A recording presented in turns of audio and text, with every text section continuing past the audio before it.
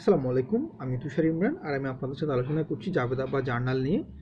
আর আজকের ভিডিওতে আমরা আলোচনা করব মূলত পাওনাদার সম্পর্কে। তো আসলে একটা প্রতিষ্ঠানে পাওনাদার হিসাবটা কখন হয় সেটা আমরা আলোচনা করব এবং এই সংক্রান্ত জাবেদা কিভাবে দিতে হবে সেই বিষয়টা আমরা জানব। ইতিমধ্যে কিন্তু আমরা এই বিষয়টা নিয়ে আলোচনা করেছি যে যদি আমরা কোনো কিছু বাকিতে ক্রয় করি তখনই কিন্তু আমাদের পাওনাদার হিসাবটা কিন্তু হয়। কোনো কিছু বাকিতে ক্রয় করলে পাওনাদার হয়, আর পাওনাদারের আরেকটা নাম হচ্ছে প্রদেয় হিসাব। পাওনাদার হিসাবের আরেকটা নাম হচ্ছে প্রদেয় হিসাব। এটাকে আমরা ইংরেজিতে বলি হচ্ছে অ্যাকাউন্টস পেবল। এখন যদি আমরা বাকিতে কোনো জিনিস ক্রয় করে থাকি তার মানে আমরা তার কাছ থেকে পণ্যটা বা সেবাটা নিয়ে এসেছি, তাকে আমরা অর্থটা পরিশোধ করিনি। সো যদি তাকে অর্থ পরিশোধ না করি পরবর্তীতে করতে হবে, সে আমাদেরকে দেখলেই ডাক দিবে ভাই টাকা পাই। তো এখন সেই জন্য এটা হচ্ছে আমাদের জন্য দায়। আমরা দায় বলতে যেটা বুঝি যে তৃতীয় কোনো ব্যক্তির হস্তক্ষেপ।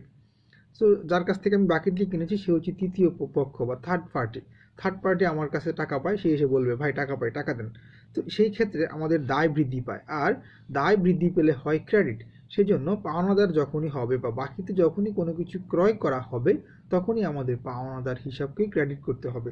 যদি আমরা বলি যে বাকিতে 5,000 টাকার পণ্য ক্রয়, তাহলে আমাদের এটার জন্য জাবেদা হবে কিন্তু ক্রয় হিসাব ডেবিট, পাওনাদার হিসাব ক্রেডিট।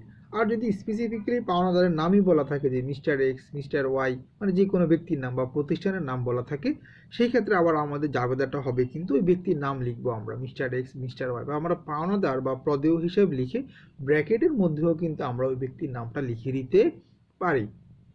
এভাবে করে আমরা খুব সহজেই কিন্তু আসলে এগুলোকে জাবেদাভুক্ত করতে পারি। এগুলো খুব কঠিন কিছু না। এখন যদি পাওনাদারের টাকা আমরা পরিশোধ করে দিই, এরপরে তো আমরা আর সে আমাদের কাছে টাকা চাইতে পারবে না, কারণ তার টাকা আমরা দিয়ে দিয়েছি। তাহলে পাওনাদার যতদিন পর্যন্ত ক্রেডিটে থাকবে ততদিন পর্যন্তই সে আমার কাছে টাকাটা পায়। আর যখনই আমি তার টাকা দিয়ে দিব আমি তাকে ডেবিট করে ফেলতে হবে, সে টাকা দিয়ে দিয়েছি।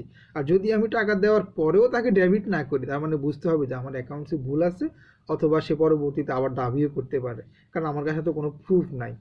তো সেই জন্য কোনো একটা ক্রেডিট উপাদানকে কমানোর জন্য আমাদেরকে ডেবিট করে ফেলতে হয়। আর একই সাথে হচ্ছে আমাদের দায় কিন্তু কমে যাচ্ছে, আর দায় কমে গেলে ডেবিট হয়, এটা একটু মনে রাখবেন। সো পাওনাদার যদি তার অর্থ পরিশোধ করে দিই আমরা, তাহলে পাওনাদারকে অর্থ পরিশোধ করে দেওয়ার জন্য আমাদের জাবেদা হয় পাওনাদার হিসাব ডেবিট আর দেনাদার হিসাব ক্রেডিট। আশা করতেছি বুঝতে পেরেছেন।